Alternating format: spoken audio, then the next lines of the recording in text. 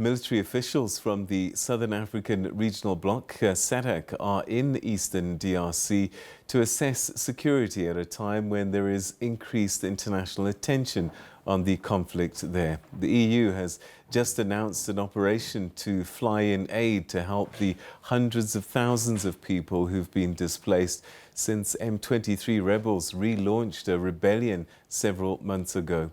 For more on this, we're now joined in studio by Channel Africa producer and journalist Nixon Katembo. Nixon, thanks so much for joining us. Emmanuel Macron, 4 countries in Africa. I think this is his 18th trip to the continent. There seems to be an urgency and, in inverted commas, a desperation from the French president. What's informing this? It should not be an inverted comma, but a clear sign of a new scramble for the African continent in the wake of the war in Ukraine and the changing geopolitical nature around the world, the emergence of China, and the changing aspect of politics within international landscape, especially with the coming up of a BRICS approach to new economic approach and the political approach. So it's a very serious issue, but also for us as a misfortune on the continent, starting with former French colonies in West Africa, wanting none of French influence in their countries, and I think that informed why Macron is trying to come to the African continent, not only for France's own interest and survival, but also for his own political survival. Back in France, you would recall that he was elected narrowly into the second term.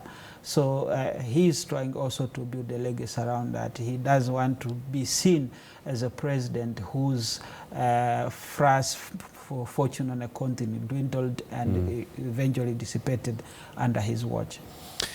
What is he trying to fix? I mean, you know, France, if we think about the number of Francophone countries and the population on the continent, France had a massive head start when it comes to this new scramble for Africa.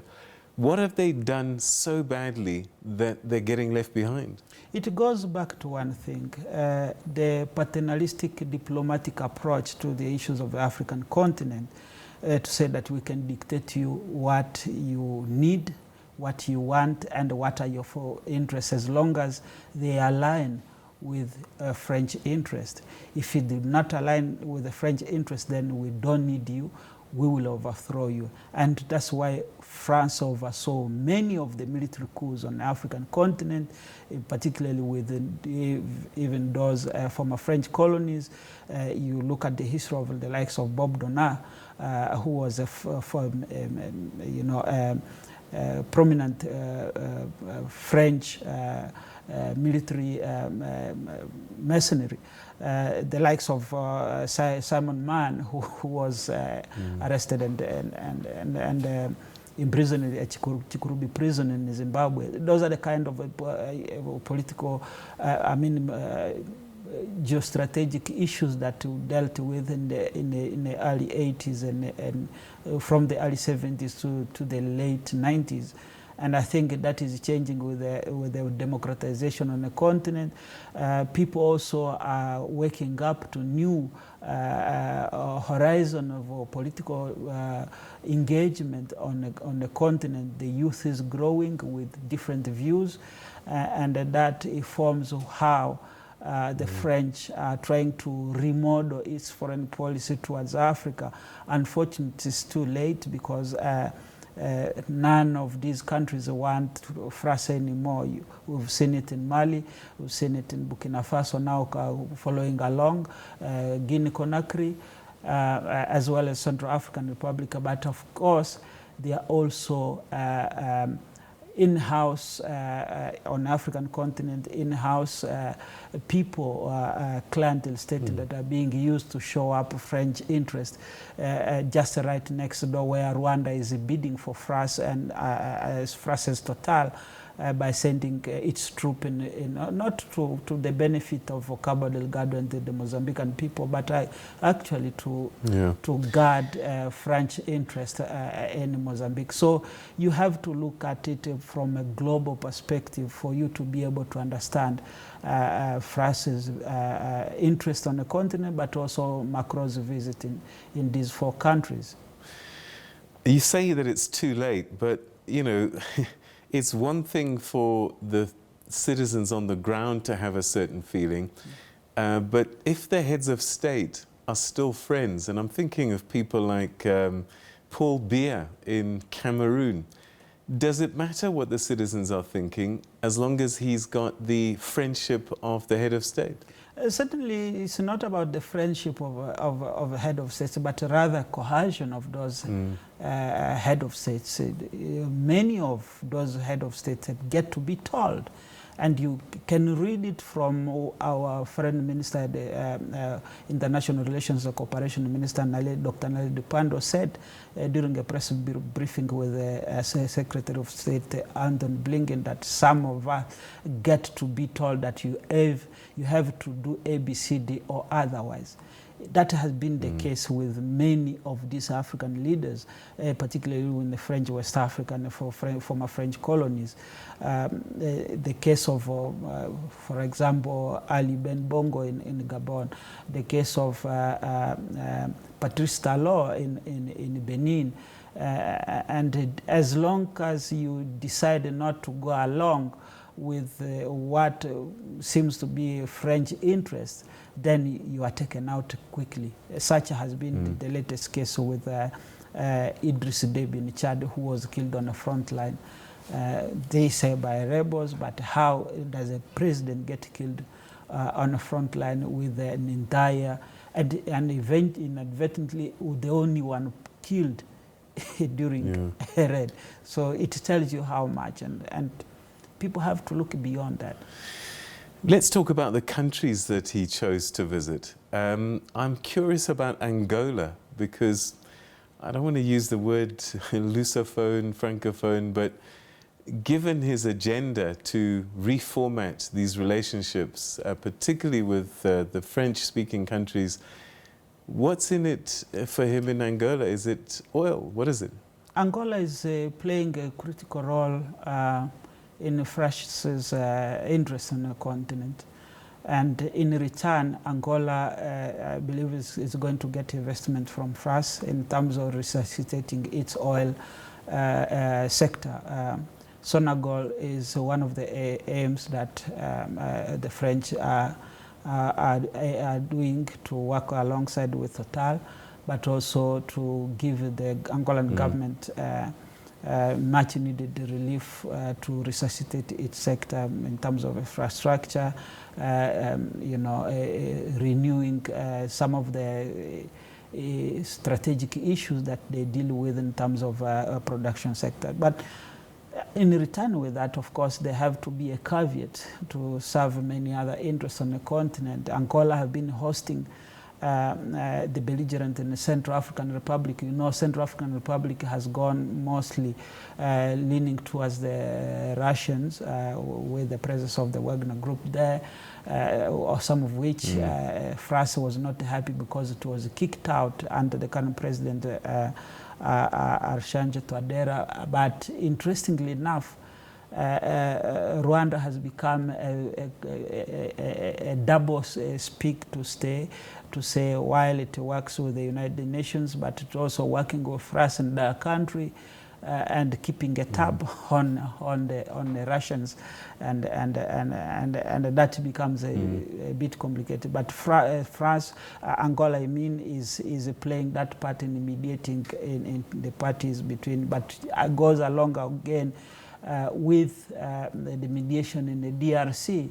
It doesn't come by coincidence in a way that France chose Angola, but at the same time talking to Kigali with the assistance to Cabo Delgado, convincing the European Union to give Kigali about 23 million euros in support for Mozambique. So you have to be able to have a critical analytical eye to look into those issues deeply and to say, hang on, what is FRAS's benefits here? What are the connections? And whenever some of us point out all these issues, we tend to be told, no, this is not issues. Sometimes African countries fail. But in international relations, realism take precedence over it, because with a realist view, it's about the interests of the state. And in this case, FRAS is looking after all its own interests. Okay, DRC is a little bit more obvious given what's playing out, the size of the country and its significance in the Great Lakes. Gabon and Congo-Brazzaville, were these strategic courtesy visits? It's not a strategic courtesy because those are clientele states. You would recall that Charles de Gaulle ran to Congo-Brazzaville in the first, if not the Second World War, after the Germans were approaching to Paris and they wanted to capture Paris. So Brazzaville, or Congo-Brazzaville, became an outpost for the French, and they have never left there. The Bongo family have been bidding for FRAS in that country. So it's a continuation, by the way, and even when you hear Emmanuel Macron saying that Denis Sassou Nguesso have stayed in Congo for long, it's the will of the Congolese, but this is double speak. It's lack genuineness in clearly outlining that we are in Congo-Brazzaville to advance our interests. Companies like FRAS's ELF, which is an oil company, Total, and many other own much of the resources. And then, mind you, there is a clause in that signing agreement giving to independence of those countries that the resources and natural resources of those countries, FRAS shall make a determination. That has not been scrapped since the early 60s. So when you hear people chastising African leaders but not looking at international geopolitical economics interest that these countries, particularly such as France, have vested in our political process on the continent, and one wonder why do we even make such a comment. All right, let's end off then with the DRC. Yes, it's one thing to aid displaced people in the East with this gift of $30+ million. But can France, given that they have a rapport with many of the players, can they influence a peaceful outcome in the conflict, particularly in the east of the country? The answer is yes or no. It stems from two aspects. What does France stand to gain, and what does those clientele state that it has in the region stand to gain? Here you are. The conundrum is that France give to the DRC 35 million euros, as it is saying, for humanitarian purposes. But it does not deal with the issue of funding the rebellion, of which funds come from its own efforts by the EU by giving Rwanda about 23 million euros, quote unquote, to support peace efforts, while those funds are actually being channeled to purchase arms for Paul Kagame's proxies in the DRC. So it's a master of double speaks. And some of us, when we call out these things, we are told, no, this is not the way it is.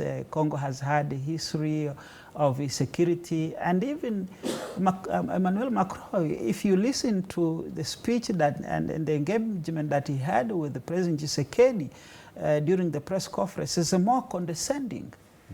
And if I'm a diplomat in the DRC, I wouldn't have allowed that. And I'm glad that the SADC mission is there in a way of assessing the security situations there.